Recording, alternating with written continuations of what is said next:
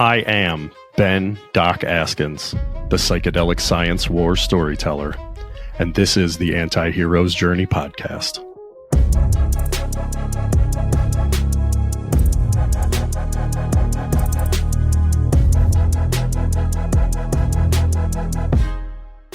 All right, all you anti-heroes out there, welcome back to the journey. Got another one of the Q5 podcasts slated for you today, and I'm real excited to be joined by my new friend Cole Butler. Cole is the founder of Lionheart Wellness, where he serves as an addiction counselor candidate and ketamine therapist for addiction. He has extensive experience working in the psychedelic clinical trial space. He writes about issues in the field of psychedelics and the evolving paradigm of mental health and wellness. Cole, welcome to the podcast. Thank you. So we're going to get things rolling here. I've got my 5 favorite questions that I like to ask in preparatory sessions for ketamine-assisted psychotherapy medicine sessions. And the first one of those questions is, what is your story? Yeah, thanks, Doc. Well, I think my origin is integral to my story and who I am. So I like to think about myself as a small town boy from Arkansas, but I live in Colorado now. So I was born and raised in Hot Springs, Arkansas. It's not the smallest town ever. It's about 40,000 people, but the state is only about 3 million. So it's definitely in the South. And I grew up in this town that was kind of a retirement community, you could say, but really because it was so beautiful. A lot of the things that people don't understand about Arkansas is that it's the natural state, and it's called that for a reason because of its natural beauty. So we had several lakes and some awesome hikes, some very tiny mountains compared to the ones in Colorado. But, it was a really beautiful environment to grow up in, but really the only industry that was there was tourism because, that's why people came. So growing up as a young person in Arkansas, I was fortunate to be involved in a local music and art scene. But other than that, as teenagers and stuff, we just had to come up with our own things to do, basically, because there wasn't a lot for us. And for a lot of young people coming up in that area, there wasn't a lot of opportunities.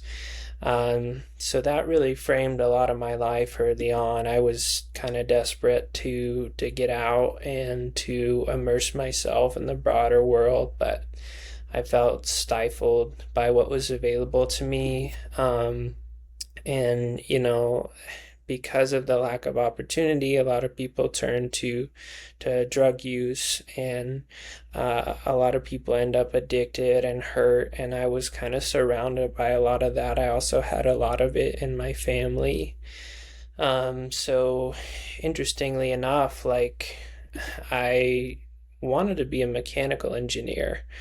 I grew up building things, a lot of just kind of small mechanical toys, things with motors and batteries and switches and fan blades, and eventually got into cars, so racing and building 90s Japanese cars mostly was what I was into. And I look at it like I didn't really ever fit into the box of possible careers that the world offers. They hand you a script and it's like you can be a nurse, a doctor, an engineer, a writer, and none of those things quite fit for me. But again, just being from small town Arkansas, I got a lot of this narrative of the world needs more engineers. My grandpa always told me that. And so skipping ahead a little bit, when I got to engineering school, I was like, there's hundreds of us. We don't need more and more. Anyway, but when I was about 20, I had an experience actually on LSD, and I've gotten into it on another podcast. I won't tell the whole story, but it really catalyzed a big shift for me and made me realize that I wanted to be a counselor. And it was an experience involving a lot of drug use and kind of tragedy and trauma and violence. Somebody died and a drug deal gone wrong, and an acquaintance of mine was put in jail, still in jail, for shooting two people, and just over weed. It was really a tragedy.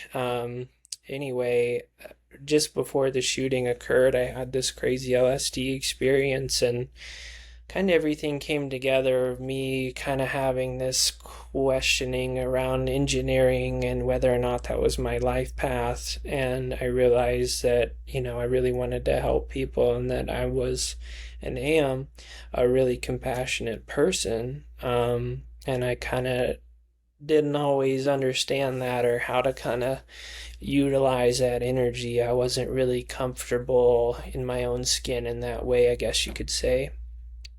So I switched my major to psychology after 2.5 years of being in engineering school.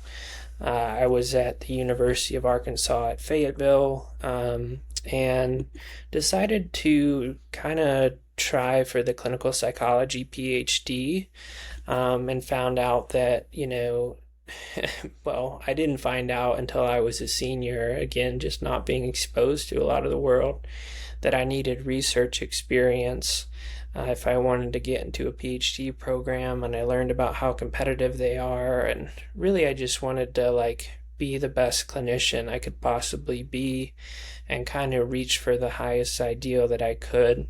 So that sent me on a path to discovering and understanding research. And so I got pretty deeply involved in research. I joined 3 different research labs in my final year of my undergrad.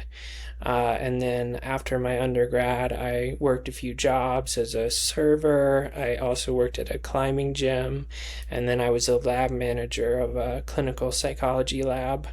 And that lab manager job also led into a job at the University of Maryland at College Park.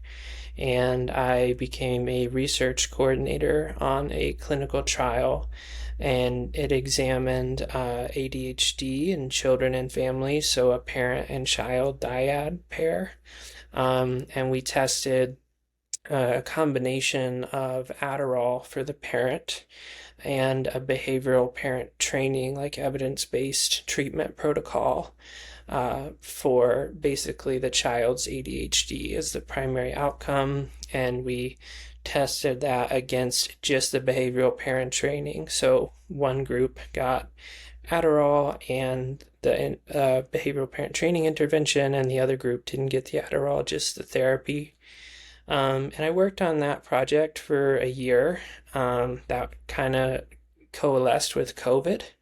And so I was moving around a lot, working remotely some, and it took a really long time to get the project off the ground because we had to re-gear some things. Anyway, so I lived in Silver Spring, Maryland, just north of DC, and then I came back to Arkansas for a little while. I lived in Destin, Florida, and then moved back up to Washington, DC, right before the Trump-Biden re-election, which was just a crazy time. And unfortunately, just due to a lot of financial pressure and systemic issues, I had to leave that job just because I was being mistreated. And so I came back to Arkansas, and was just kind of trying to make sense of all the craziness that I had experienced, and how to get back on kind of my career path. And so I applied to about 30 to 40 different jobs in the same field as a research coordinator, and just nothing was happening for me. And so I was like, you know what, I'll just kind of focus more on clinical work because I focused on research a lot, and I do want to be a clinician. Clinical psych PhD programs don't really favor clinical experience, they just want the research. But I was like, screw that. I want to learn how to be a better clinician. So I ended up finding this program at Colorado State University here in Fort Collins, Colorado, called the Masters of Addiction Counseling Psychology program. It's a 2-year program and trains people to become licensed addiction counselors in Colorado. And you can also take some additional coursework to become a licensed professional counselor as well. So I just graduated from that program, and during that whole time, doing that program and living here in Fort Collins, a lot happened. I had a baby, which was pretty significant, um, and she's 7 weeks old now, and worked a lot in the psychedelic space. So, as you can probably imagine, that ADHD trial set me up pretty well for psychedelic clinical trials. I had been interested in psychedelics, have been interested in psychedelics for the past 10 years. I would say I've been using them on and off for 10 years. And as I mentioned, with my crazy life-changing experience, they've helped me. And so I really wanted to do psychedelic research. And I, like many people, felt a lot of this stigma, couldn't even talk about it kind of in research circles, even 3, 4 years ago. Um, but in my time in between, the whole like Maryland, Washington, D.C. experience and coming to Colorado, I'd been applying to jobs with MAPS and nothing worked out. But basically, as soon as I came to Colorado, I met some folks who were principal investigators on the phase 3 MAPS clinical trials and other MAPS sponsored clinical trials. So fortunately, was able to work as a study coordinator on those trials at both the Boulder site and the Fort Collins site. Um, yeah, and that led to some other opportunities as well. Additionally, I did some other research projects with ketamine. I ran ketamine-assisted therapy groups for frontline healthcare workers and first responders and collected some data on that. I also did my own project on psychedelic use and meaning in life, showing that people that had taken LSD, psilocybin, or MDMA have basically more meaning in their lives, to be short. And that also led to a job as a researcher, study coordinator on the MindMed LSD for anxiety clinical trial. And I also got to serve as a dosing session monitor, so trip sitter basically, in that trial. I left that trial kind of due to, you could say, political reasons, and I finished up my master's and just set up my clinical addiction counseling practice here. And so that's kind of where I'm at now. I'm really trying to focus on building out my clinical practice, and I'm focusing on cannabis use disorder specifically, which we can talk more about if you want. But essentially, that's where I'm at. That's the story in brief. There's been a lot of twists and turns, but that's me. Yeah, that's an incredible story. I had no idea, in researching you in prep for the podcast, how much we have in common. I won't go on a Cool. tangent about me or anything like that, but it's a little known fact that the National Guard's Professional Education Center is down there in Little Rock, Arkansas, and then Well, Camp Robinson runs some SEER survival school training and sniper courses out of there. I was never a sniper or a SEER guy or anything like that, but I've spent a little bit of time out in the Ouachitas. It's a beautiful part of the yeah, country for sure.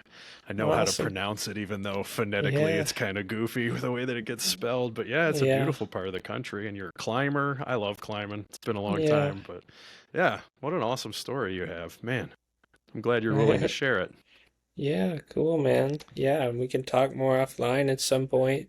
Uh, Yeah, I'd like that. Hey, you mentioned a different podcast where you told your story at length. If people wanted to hear more about some of that story, what was that podcast? Yeah, that's a great question. It's Psilocybin Says is the name of the podcast. It's ran by Eric Osborne, who's the founder of the Sanctuary Church, and I believe the title of the podcast is wait, no, LSD research now ongoing in more than 50 locations or something like that. But I Sweet. tell my whole story about LSD, and I can send you the link there. It's also up on my website at lionheartwellness.net. All my podcast appearances are available there. Perfect. So if you're digging if you're picking up what Cole's laying down, go check out those other podcast episodes for sure. So you got the opportunity there to tell us a bit about your story. The second question is about transitioning from the past towards the future, and what are your intentions? Yeah, I've been sitting with that question and kind of asking myself why I do what I do, because I would say I've been offering up some controversial opinions online lately. For those that don't know, my LinkedIn following is about 3,000 people. And you can probably hear in what I've already shared that, I like psychedelics and I've struggled with cannabis addiction. I see, positive psychedelic use and problematic psychedelic use, and positive cannabis use and problematic cannabis use. And so, I've been talking a lot about kind of harmful scenarios because I think that they don't get talked about enough. And it kind of forced me to ask myself, like, why do I talk about this stuff as much as I do? And I realized that, for me, it's about reducing human suffering and increasing human flourishing. And so I would say those are my intentions. And to that end, I view myself as highly dedicated to the truth. And I view the truth like maybe a sharp knife or something. It can be very unforgiving. But for me, it's been an ideal that I aspire to very rigorously, and I don't always meet that mark. But, for me, it's very important to live in alignment with the truth and what I believe my truth to be. So I've been sharing, what my truths are, recognizing that my truth is not always, the truth, capital T's there.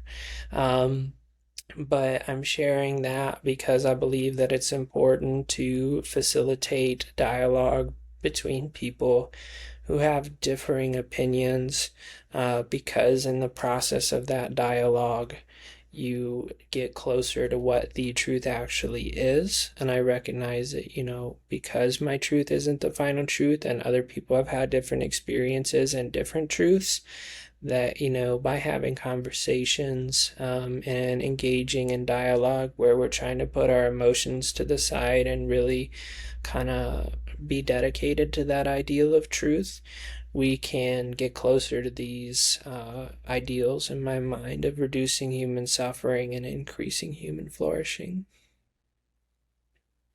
Mm. Yeah, I like those two sides of the coin that you're hitting there between reducing suffering and promoting flourishing. And the truth at the heart of your intentions is pretty important. I've heard people say that the truth will set you free, but first it'll piss you off. And then I like to say that it'll make you piss yourself laughing if it's truly true. Yeah. We like trying to figure out ways of bridging memory and intention in psychedelic assisted psychotherapy. And one of the ways that I've seen act as one of the more powerful ways to link the past to the future and create effective flourishing in now, in the present, is gratefulness. So what are Mhm. you grateful for? Yeah, well, I've just been thinking I'm grateful you asked that question because for the past several months, my partner and I we ask each other what we're grateful for every single night before bed. And she can kind of ruminate a lot, and have trouble sleeping, but it always sets us up really well for just kind of having some positivity before bed. And it's amazing when you ask yourself that continually, the myriad things that come up when you recognize that there's so much to be grateful for. So blanket answer, but really I've been just grateful for everything, for my life, for having great health. Like, I don't suffer with anything. I was diagnosed with a moderate cannabis use disorder, and I've been sober for almost 2 years. But my body is in great health. I'm in great spiritual health, mental health, and that's a huge blessing. And really, most of my family is very healthy. I just got a text that my grandpa's in surgery and he's getting old. But other than that, we don't have any kind of family sufferings, terrible things going on. We had a beautiful, just healthy baby, and that whole process, even though it had its challenges, just went really well. We had our birth at home, and it happened, just beautifully and perfectly and without any complications. A lot of pain on my partner's part. She's so strong. But the baby, Ellis, came out super healthy and has been super healthy. And to me, just every single day, that's an immense miracle. And I get to live here in Fort Collins, Colorado, which to me is just a paradise. It's an amazing community. I don't want to oversell it because it's growing too fast, but in my mind, Boulder kind of outgrew itself. But we're an hour north, so I can get to Boulder in an hour. I can get to Denver in an hour, where there's a lot of like activities and meetups and stuff going on. But around here, it's not too hard to find parking. There's not a lot of traffic. You can use a public restroom without being shamed for it, needing a key. Just kind of these minor things. I mean, the cost of living is not the cheapest, but Fort Collins is really an amazing place to live. Not to mention an hour to an hour and a half drive, you're in Estes Park and the Rocky Mountains and the Arapaho National Forest. So, I have a beautiful life. My partner's awesome. I have two stepchildren who are just the most amazing children. They're just the most well-adjusted kids that I've ever seen in my life. And it's an 11-year-old boy and a 9-year-old girl. And it's just, yeah, I have an awesome family. I am healthy. My family's healthy. I live in an awesome part of town. So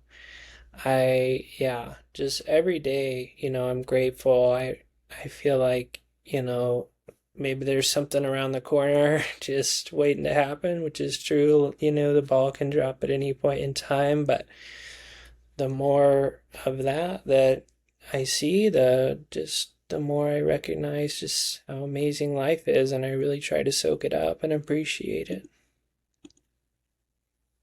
Yeah, congratulations on the sobriety and Thanks. on the family, the new baby, on landing in the Rockies. That's all beautiful things to be grateful for. I did a National Outdoor Leadership School semester in the Rockies like 5 or 6 lifetimes ago, and I feel like my internal topography matches the Rocky Yeah. Mountains a little bit Oh, better than some of the other places that I've lived. But yeah, you're in a beautiful spot, man, and it's exciting to hear. yeah. Uh, It's amazing.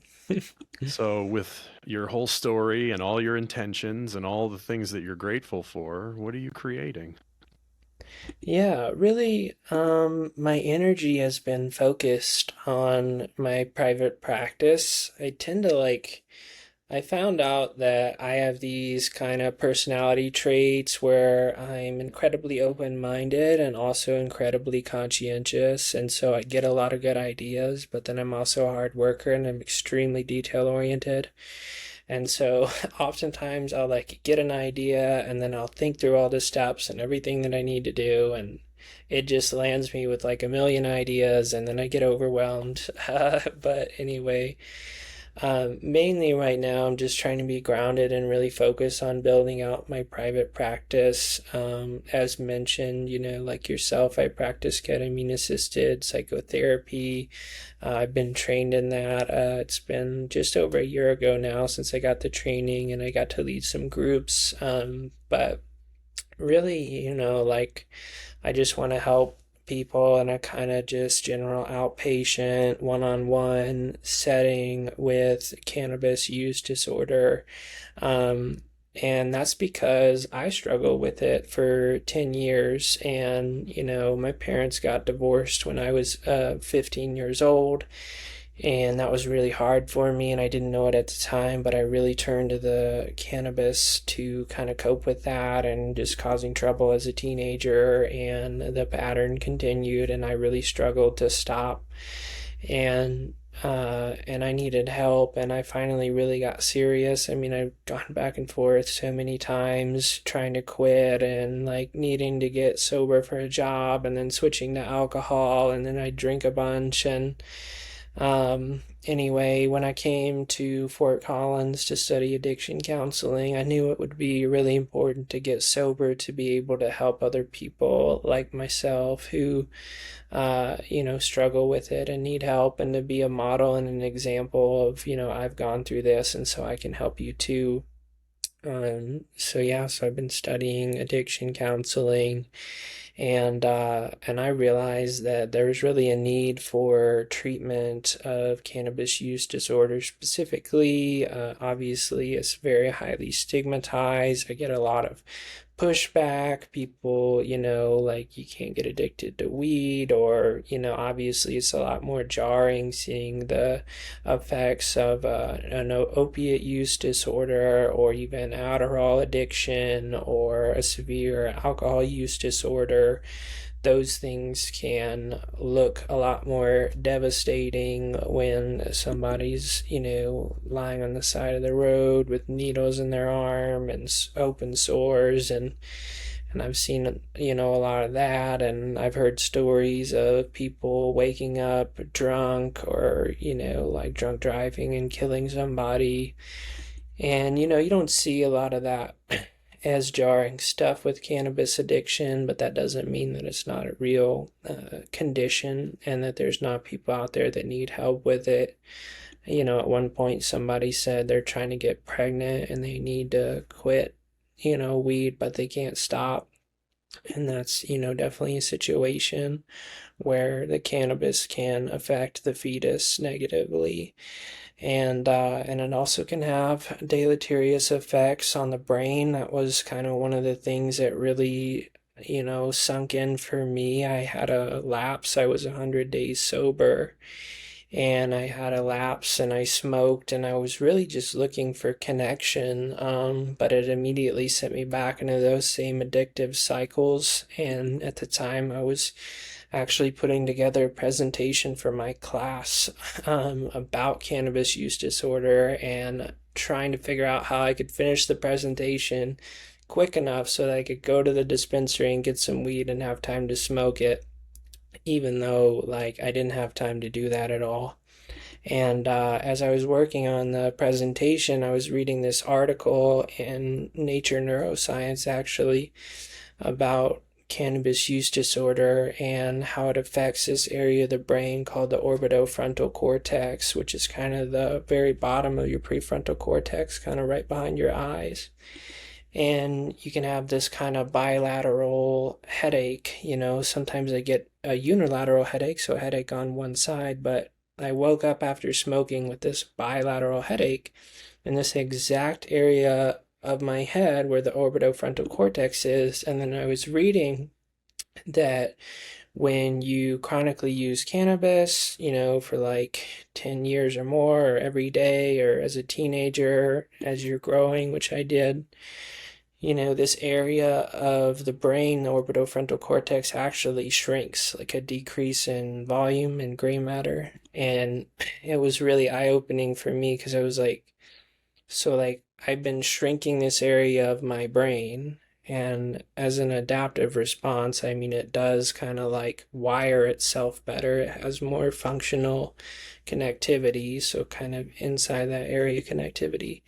But anyway, but it shrinks. And I was like, wow, like this area of my brain is hurting after smoking. And then, the paper was also saying it, you can kind of re-heal this maladaptive neural circuitry by sustained abstinence, but you need to be off of it.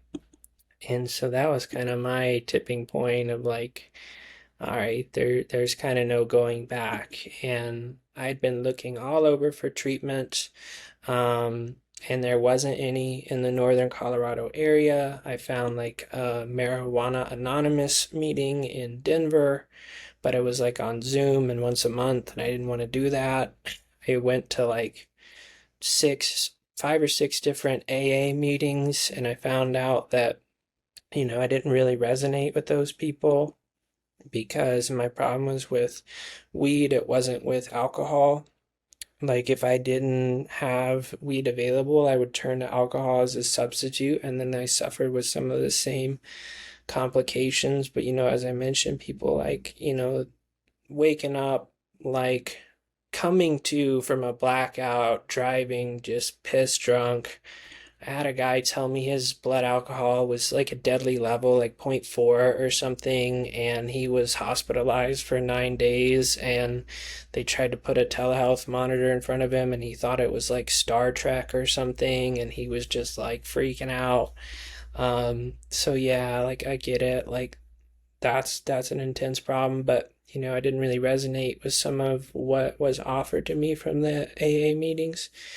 So anyway, I found an addiction counselor candidate, which is what I am or will be as soon as Dora reviews my application and sends me the license. And yeah, and I've been going to therapy for almost 2 years, and like I said, been sober for almost 2 years, but I needed help, and there wasn't that specific help available. My therapist has helped me in a lot of ways. She just, doesn't focus on cannabis. So I'm trying to make that my main thing, and really doing that. And then other than that, as far as what I'm creating, I'm tossing around a book idea based on some of my writings. My weekly newsletter is the Psychedelic Paradigm Shift, and I talk about how psychedelics are changing the paradigm of consciousness, and I do believe that they are.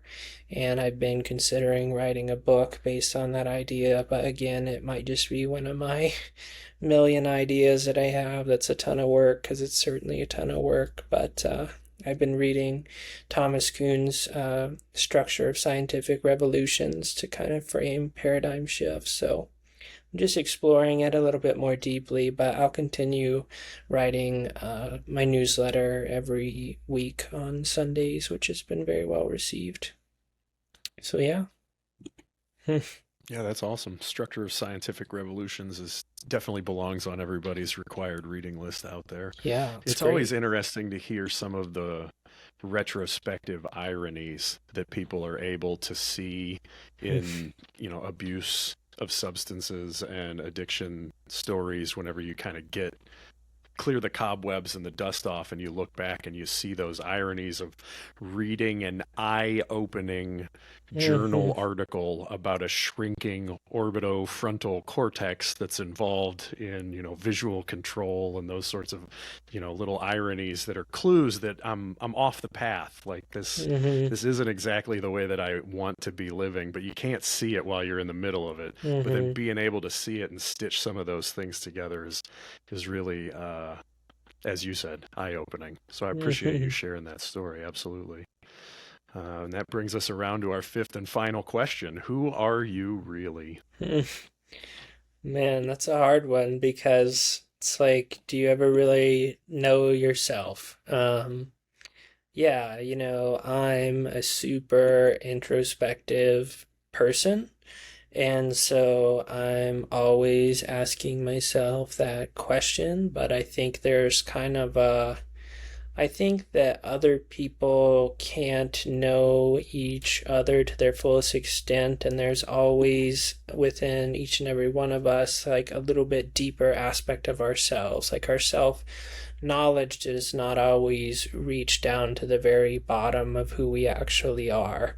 So I'm limited in what I can really know about who I really am, but I try to do my best to be as engaged in present moment awareness so that I'm kind of naturally manifesting who I am in the moment without pre-imposing these labels and things on who I think I should be. And that's been my kind of struggle in life, has been, thinking like I need to be this person, setting a big goal for myself and then kind of taking myself away from who I actually am because I set up, everything that I'm going to do and say and be ahead of time rather than just authentically showing up in the moment and allowing myself to unfold. So yeah, based on that, it's, I just try to, yeah, I just try to open myself up to exactly what comes up in the moment and see what pops up, and based on that, I can always kind of look back and say, well, I guess I like these things, but the challenge is just kind of not saying, well, I like doing this, so this is what I'm doing in the future, which is kind of to the point, we talked about before the recording started of, I had these questions, but I didn't want to, you know, I didn't want to have the answers all the way because I know that in this kind of natural process of us having this live conversation, maybe more interesting things will come up. Um, but yeah, I would say I know my core values are truth and love, and I try to live through those and embody those as my guides to my life. I try to live my life according to principles.